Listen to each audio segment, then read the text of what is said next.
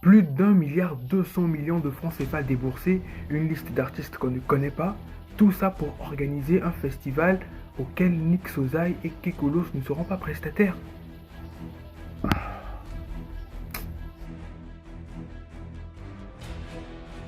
Bon, l'heure est grave. Après une récente allocution faite sur sa page Facebook, l'artiste Nick Sozai a révélé quelques faits plutôt intéressants sur le Festival panafricain de la musique qui aura lieu cette année. Entre indignation et déception, l'artiste a révélé ne pas avoir été sélectionné pour participer à ce grand festival qui est censé célébrer la musique congolaise. En effet, après avoir constitué un dossier qui lui aura coûté près de 230 000 francs CFA, l'artiste s'est finalement fait recaler comme un débutant pour des raisons qui nous semblent jusqu'à présent très floues.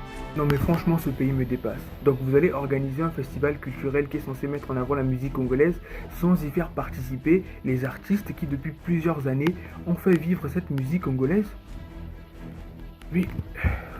Oui, parce qu'en dehors de Nick Sozai, on a aussi recalé Kekolos. Donc finalement, on se demande si c'est peut-être à cause de cette affaire de clash qu'ils n'ont pas été sélectionnés. Mais ce serait trop bête. Parce que ou peut-être que DJ Bookson a le bras long.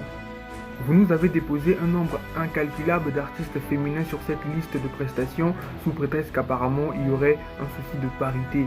On n'a rien dit. Ok, parce qu'il est d'autant plus normal de favoriser la participation croissante des artistes féminins à ce genre d'événements culturels. Pas de souci.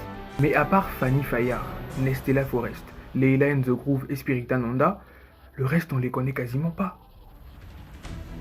Ne va pas nous dire que ce sont des artistes qui font vivre la musique congolaise.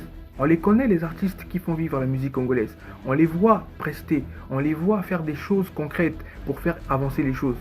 Mais ceux de la liste là, je suis désolé. Donc on va aller au Festival panafricain de la musique pour s'ambiancer sur les sons de Tam Tam sans frontières. Ok. Donc, après les révélations un peu dérangeantes qui ont été faites par Nick Sozai en ce qui concerne le Festival panafricain de la musique et notamment sur les malversations effectuées par son directeur artistique Jean-Patrice Mizene-Passy, ce dernier a été suspendu par le commissariat général du FESPAM sous prétexte qu'il s'est rendu responsable d'une faute grave.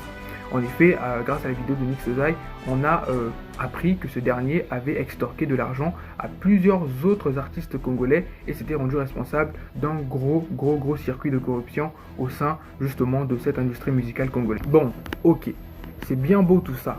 On a appris des choses intéressantes sur le festival, on a appris qu'il y a un gros circuit de corruption autour de ce fameux événement culturel. Mais la vraie question qui se pose, et d'ailleurs la question qui m'inquiète, c'est celle de savoir si Nick Sozai, dans des circonstances autres que celle-ci, se serait donné la peine de dire ce genre de choses en ce qui concerne le festival. Est-ce que s'il avait été sélectionné comme artiste prestataire lors du FESPAM, il se serait donné la peine de nous informer sur tout ce qui se passe en coulisses? C'est la question qui fâche et je pense que je vais vous laisser répondre à ça en commentaire. En tout cas, cette affaire nous en dit long sur les dessous du show business congolais, sur le côté obscur de l'industrie musicale. Bon, ça, c'est vrai qu'on s'en doutait déjà. Quoi qu'il en soit, je pense sincèrement que pour un souci de crédibilité et pour son prestige, le Festival panafricain de la musique devrait au moins compter parmi ses invités des artistes qui font véritablement vivre la musique congolaise. En tout cas, des figures iconiques qui depuis plusieurs années ont contribué justement à faire avancer les choses musicalement parlant. Il est vrai que cette année, le Festival panafricain de la musique a pour thème la rumba. D'ailleurs, je ne sais même pas c'était quoi le thème de l'année passée. Mais ce qui est sûr, c'est que dans l'immédiat, ce n'est pas la rumba qui caractérise la musique congolaise. Et c'est justement ça le problème avec les initiatives culturelles au Congo.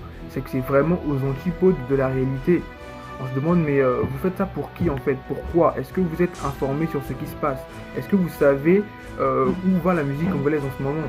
Et même si c'est vrai qu'on n'a rien contre la rumba congolaise, au contraire, c'est vraiment notre identité musicale, mais il faut se rendre à l'évidence que vraiment depuis quelques années, la musique congolaise semble déterminée, semble définie par toute autre chose.